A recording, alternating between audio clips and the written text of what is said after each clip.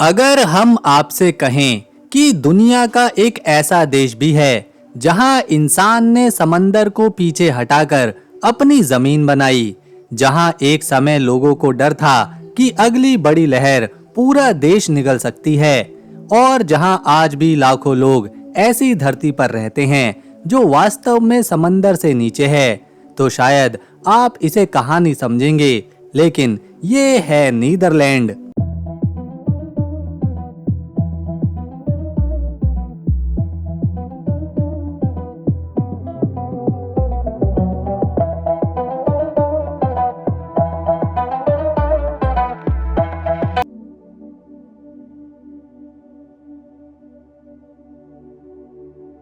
एक ऐसा देश जिसने प्रकृति से लड़ने के बजाय उसे समझकर अपनी पूरी जीवन शैली ही बदल दी। यहाँ की सबसे हैरान करने वाली बात यह है कि देश का लगभग 1/4 हिस्सा समंदर तल से नीचे है, और इसकी सुरक्षा के लिए बांधों, तटबंधों और जल प्रबंधन की ऐसी विशाल व्यवस्था बनाई गई है जिसे दुनिया की सबसे अद्भुत मानवीय उपलब्धियों में से एक माना जाता है। मगर नीदरलैंड का असली रहस्य सिर्फ पानी नहीं है। यहाँ की पहचान फूलों के खेतों, पवन चक्कियों और नहरों से कई ज्यादा आगे है। सोचिए, जिस देश में कभी समंदर से जमीन छीनी गई, उसी देश ने दुनिया के सबसे प्रसिद्ध फूल के बाजार में अपनी जगह बना ली। यहाँ वसंत के मौसम में दूर दूर तक फैले रंग बिरंगे फूलों के खेत इस तरह दिखाई देते हैं जैसे धरती पर किसी चित्रकार ने रंगों की चादर बिछा दी हो। और सबसे चौंकाने वाली बात, नीदरलैंड को अक्सर लोग केवल राजधानी एम्स्टर्डम शहर से जोड़ते हैं, जबकि इसकी असली आत्मा छोटे कस्बों, शांत नहरों, खेतों और समंदर से जुड़ी हुई है। नीदरलैंड के लोगों की जिंदगी को समझना हो तो सबसे पहले उनकी साइकिलों को समझिए, क्योंकि यहाँ साइकिल केवल घूमने का एक साधन नहीं बल्कि रोजमर्रा की जिंदगी का हिस्सा है। देश में साइकिलों की संख्या लोगों की संख्या के आसपास या उससे भी अधिक बताई जाती है, और कई लोग काम, पढ़ाई और खरीदारी तक के लिए इनका इस्तेमाल करते हैं। यहाँ एक और दिलचस्प बात यह है कि नीदरलैंड के कई शहरों में साइकिल चलाने वालों के लिए ऐसी अलग राहें और व्यवस्था बनाई गई है कि सड़क पर चलने की पूरी संस्कृति ही अलग सी महसूस होती है। लेकिन देश का सबसे चौंकाने वाला अध्याय पानी से जुड़ा हुआ है। साल 1953 में आई भयंकर बाढ़ ने देश के बड़े हिस्से को तबाह कर दिया था और हजारों लोगों की जान चली गई थी। उस त्रासदी के बाद नीदरलैंड ने विशाल जल सुरक्षा परियोजनाएं विकसित करीं, जिनमें समंदर से रक्षा करने वाली विशाल बाधाएं और दरवाजे शामिल हैं। यही वजह है कि यहाँ पानी केवल सुंदर दृश्य नहीं बल्कि जीवन का एक ऐसा हिस्सा है जिसके साथ हर पीढ़ी ने जीना सीखा। अब जरा सोचिए, उस देश के बारे में जहाँ कुछ खेत और बस्तियां ऐसी जमीन पर हैं जो कभी समंदर का हिस्सा हुआ करता था। यहाँ जमीन को पानी से निकालकर उपयोगी बनाया गया, जिसे स्थानीय भाषा में पोल्डर व्यवस्था कहा जाता है। यही वजह है कि नीदरलैंड को केवल सुंदर देश कहना अधूरा होगा। यहाँ इंसानी समझ, अनुशासन और प्रकृति के साथ लगातार समझौते की एक जीवित मिसाल मौजूद है। यहाँ लोग समय की पाबंदी, सीधे संवाद और निजी स्वतंत्रता को काफी महत्व देते हैं, लेकिन साथ ही पड़ोस, सार्वजनिक व्यवस्था और सामूहिक जिम्मेदारी भी उनकी सामाजिक संस्कृति का अहम हिस्सा है। अब अगर इस देश की यात्रा की जाए तो शुरुआत केवल एम्स्टर्डम की चमक से नहीं बल्कि उसकी आसपास की दुनिया से करनी चाहिए। एम्स्टर्डम की नहरें, पुराने संकरे मकान और पानी के ऊपर बने पुल पहली नजर में किसी चलचित्र के दृश्य जैसे लगते हैं, लेकिन इसकी खूबसूरती के पीछे सदियों पुराना व्यापार और जल प्रबंधन छिपा है। इसके बाद जानसे स्कांस की ओर जाएं, जहां पारंपरिक पवन चक्कियां और पुराने लकड़ी के घर आपको उस नीदरलैंड में लेकर जाएंगे जिसकी तस्वीर दुनिया भर में दिखाई जाती है। फूलों के मौसम में केउकेनहॉफ और उसके आसपास के इलाकों का दृश्य ऐसा होता है जिसे कैमरा भी पूरी तरह नहीं पकड़ पाता। फिर रॉटरडम आता है, एक ऐसा शहर जो पुराने नीदरलैंड से बिल्कुल अलग आधुनिक रूप दिखाता है और द्वितीय विश्व युद्ध के बाद लगभग नए सिरे से खड़ा हुआ। उत्रेस्ट की पुरानी नहरें और उसके किनारे बसे निचले स्तर के घाट इस देश की स्थापत्य कला का अलग चेहरा दिखाते हैं। और अगर आप असली नीदरलैंड देखना चाहते हैं तो छोटे गांव और उत्तरी तट की ओर बढ़िए, जहां पर्यटक कम और स्थानीय जीवन अधिक दिखाई देता है। यही इस देश का सबसे बड़ा रहस्य है। नीदरलैंड की खूबसूरती केवल उसकी नहरों, पवन चक्कियों या फूलों में नहीं, उसकी असली कहानी उस इंसान में है जिसने पानी से घिरे होने के बावजूद हार नहीं मानी, जिसने समंदर से डरने के बजाय उसके साथ जीने का तरीका खोज लिया। और शायद इसी वजह से नीदरलैंड को देखने के बाद आपको एहसास होगा कि ये सिर्फ एक देश नहीं, बल्कि इंसान की जिद, बुद्धि और प्रकृति के बीच हुआ एक असाधारण समझौता है। लेकिन नीदरलैंड की असली दिलचस्पी सिर्फ उसकी धरती में नहीं, बल्कि उन लोगों में छिपी है जिन्होंने इस छोटे से देश को दुनिया के सबसे अलग समाजों में शामिल कर दिया। यहाँ की गलियों में घूमते हुए एक चीज आपको बहुत जल्दी महसूस होगी, लोग दिखावे से ज्यादा व्यवहारिकता को महत्व देते हैं। यहाँ किसी बहुत महंगी चीज का होना अपने आप में प्रतिष्ठा की गारंटी नहीं। बहुत से डच परिवार साधारण जीवन जीते हुए भी बहुत अच्छी आर्थिक हालात में होते हैं।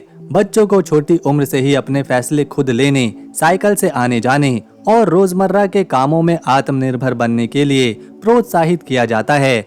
शायद यही कारण है कि यहाँ बच्चों की आजादी को लेकर दुनिया भर में चर्चा होती है। लेकिन नीदरलैंड की एक और आदत पहली बार आने वालों को अजीब लग सकती है। यहाँ लोग अपनी बात काफी सीधे तरीके से कह देते हैं। जहाँ दूसरे समाजों में कोई व्यक्ति बात को घुमा फिरा कर कह सकता है, वहीं डच संस्कृति में साफ बोलना अक्सर ईमानदारी माना जाता है। इसी वजह से किसी विदेशी को कभी कभी उनका व्यवहार थोड़ा कठोर भी लगता है, जबकि सामने वाले का इरादा अपमान करना नहीं, बल्कि साफ साफ बात करना होता है। और खाने की बात करें तो यहाँ का एक बेहद साधारण दिखाई देने वाला खाना है रोटी के ऊपर अलग अलग चीजें रखकर खाना। लेकिन इसके साथ एक चीज और भी लोकप्रिय है जिसे देखकर दूसरे देशों के लोग हैरान होते हैं। चॉकलेट के छोटे छोटे टुकड़े या मीठे दाने रोटी पर डालकर खाना। बच्चों के लिए ये बिल्कुल सामान्य नाश्ता हो सकता है। यानी जिस देश को दुनिया उसके शानदार फूलों, खूबसूरत शहरों से पहचानती है, वहाँ रोजमर्रा की जिंदगी कई बार बेहद साधारण और अनौपचारिक दिखाई देती है।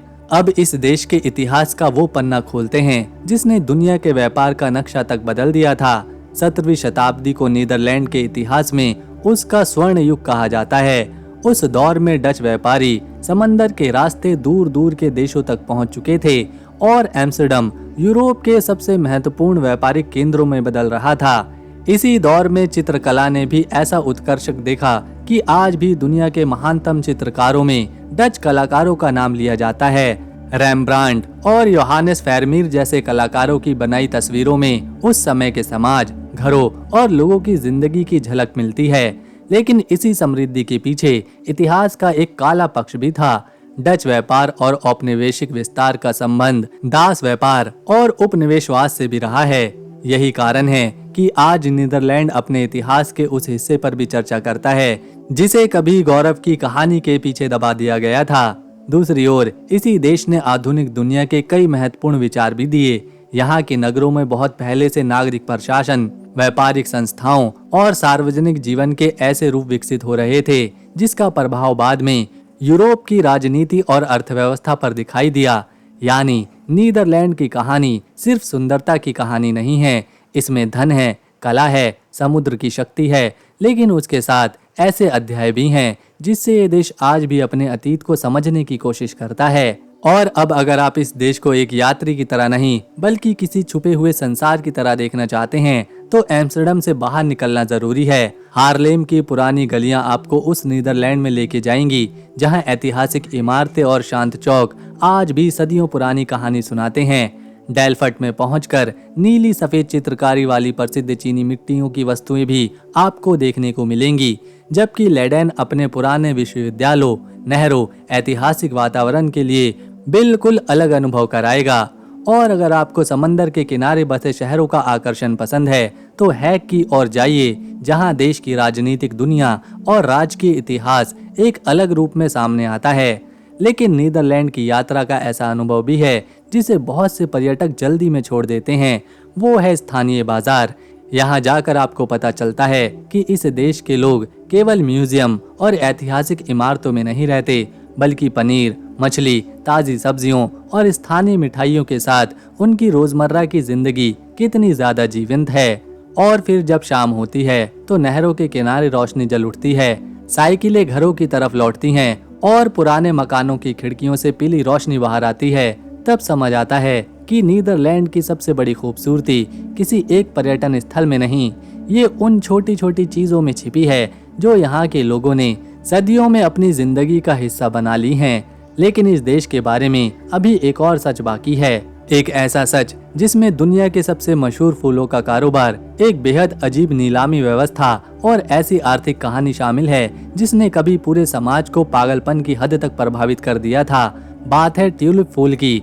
आज ट्यूलिप फूल को देखकर आपको शायद सिर्फ खूबसूरत फूल दिखाई देगा, लेकिन 17वीं शताब्दी में नीदरलैंड में ट्यूलिप की दुर्लभ किस्मों को लेकर ऐसी खरीद और बिक्री शुरू हुई कि कुछ फूलों की कीमत सामान्य लोगों की कल्पना से भी बाहर चली गई थी। इस घटना को इतिहास में ट्यूलिप उन्माद के नाम से जाना जाता है। लोग फूलों को सजावट के लिए नहीं बल्कि मुनाफा कमाने के लिए खरीदने लगे और कुछ मामलों में भविष्य में मिलने वाले फूलों के अधिकार तक खरीदे बेचे जाने लगे। फिर अचानक से कीमतों में गिरावट आई और कई लोगों को भारी नुकसान हुआ। इतिहासकार आज इस घटना के आकार और उससे जुड़े कई लोकप्रिय दावे पर बहस करते हैं, लेकिन इतना तय है कि ट्यूलिप नीदरलैंड की पहचान का हिस्सा बन चुका था। दिलचस्प बात यह है कि ट्यूलिप मूल रूप से नीदरलैंड का फूल भी नहीं था। इसे उस्मानी साम्राज्य से यूरोप में लाया गया और बाद में डच लोगों ने इसकी खेती और व्यापार को इतना विकसित किया कि आज दुनिया में ट्यूलिप का नाम लेते ही नीदरलैंड याद आता है। वसंत ऋतु में जब रंग बिरंगे खेतों की लंबी कतारें दिखाई देती हैं, तो ये केवल प्राकृतिक सुंदरता नहीं होती, बल्कि सदियों पुराने व्यापार और कृषि कौशल की कहानी भी है। लेकिन यहाँ एक और कम चर्चित बात है, नीदरलैंड फूलों को केवल उगाता नहीं, बल्कि उन्हें दुनिया के अलग अलग हिस्सों तक पहुँचाने के लिए बेहद विशाल व्यापारिक व्यवस्था भी चलाता है। सुबह खेतों में कटे फूल कुछ ही समय बाद बड़े व्यापारिक केंद्रों तक पहुँचते हैं और वहां से अलग अलग देशों की ओर रवाना हो जाते हैं। यानी जिस फूल को आप किसी दूसरे देश की दुकानों में देखते हैं, उसकी यात्रा शायद नीदरलैंड के किसी खेत से शुरू हुई होगी। लेकिन फूलों के बाद अब उस चीज की ओर बढ़ते हैं जिसने इस देश को दुनिया के नक्शे पर एक अलग ही पहचान दी, और वो है कला। अगर आप नीदरलैंड के किसी बड़े संग्रहालय में जाएं, तो आपको केवल खूबसूरत चित्र नहीं मिलेंगे, बल्कि वहां आपको उस समय के समाज की पूरी तस्वीर दिखाई देगी।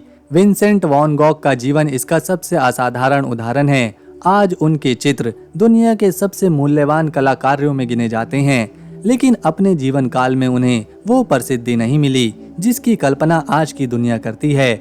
उनके चित्रों में खेत, सूरजमुखी, रात का आकाश और साधारण लोग दिखाई देते हैं, मगर उन्हीं साधारण दृश्यों को उन्होंने ऐसी दृष्टि दी कि सदियों बाद भी दुनिया उन्हें देखती है। एम्स्टर्डम का वैन गॉग संग्रहालय उनके जीवन और कला को समझने की सबसे महत्वपूर्ण जगहों में से एक है। दूसरी ओर रैम्बार्ट की कला आपको नीदरलैंड के उस दौर में लेकर जाएगी जब व्यापारिक समृद्धि के साथ चित्रकला भी तेजी के साथ बदल रही थी। और यही इस देश की खूबसूरती की विशेषता है। यहाँ कला केवल राजाओं और महलों की कहानी नहीं थी, व्यापारियों, परिवारों, सामान्य लोगों और रोजमर्रा की जिंदगी को भी चित्रों में जगह मिलती थी। यही वजह है कि पुराने डच चित्रों को ध्यान से देखने पर आपको उस समय के कपड़े, घर, खाना, व्यापार और सामाजिक जीवन की झलक दिखाई देगी। यानी एक चित्र यहाँ कई बार इतिहास की किताब से ज्यादा बातें कह देता है। अब नीदरलैंड की उस दुनिया में चलते हैं जहाँ जमीन के बजाय समंदर और हवा यात्रा का हिस्सा बन जाते हैं। देश के उत्तर और पश्चिमी हिस्से में आपको ऐसे समुद्री किनारे मिलेंगे जहां रेत के विशाल तट शहरों से बिल्कुल अलग माहौल बनाते हैं। टेक्सेल जैसे द्वीप पर पहुंचकर आपको लगता है कि आप उसी देश में हैं, लेकिन जीवन की गति अचानक बदल गई है। यहाँ पक्षियों की विशाल संख्या, समुद्री हवाएं, चारागाह और शांत गांव नीदरलैंड को ऐसा रूप दिखाते हैं जिसे एम्स्टर्डम की भीड़ में महसूस करना मुश्किल है। दूसरी ओर किंडरडाइक की प्रसिद्ध पवन चक्कियां आपको फिर याद दिलाती हैं कि इस देश की सुंदरता के पीछे केवल कलाकारों की कल्पना नहीं, बल्कि इंजीनियरिंग और मेहनत भी है। लेकिन नीदरलैंड की यात्रा का सबसे दिलचस्प अनुभव शायद तब आता है जब आप किसी स्थानीय परिवार के साथ बैठकर उनकी रोजमर्रा की जिंदगी को समझते हैं। यहाँ समय की कीमत है, निजी जीवन की अपनी सीमाएं हैं और काम के साथ साथ व्यक्तिगत जीवन के बीच अच्छा खासा संतुलन है। बच्चों को भी केवल पढ़ाई में आगे बढ़ने की बजाय अपने फैसले लेने और अपने पैरों पर खड़े होने की आदत डालने पर हमेशा जोर दिया जाता है। यही वजह है कि इस छोटे से देश की कहानी केवल उसके शहरों की कहानी नहीं, ये उस सोच की भी कहानी है जिसने कला को जन्म दिया, व्यापार को दुनिया तक पहुंचाया, फूलों को अंतर्राष्ट्रीय पहचान दी और साधारण जीवन को भी अपनी संस्कृति का महत्वपूर्ण हिस्सा बना दिया। तो दोस्तों, अगर आपको नीदरलैंड की हमारी ये वीडियो मेहनत और इन्फॉर्मेशन पसंद आई तो इसे एक लाइक दें, शेयर करें और जाते जाते चैनल को सब्सक्राइब करना ना भूलें ताकि आने वाली नई वीडियो मिस ना हो। हम मिलेंगे नेक्स्ट वीडियो में एक और नए देश के साथ।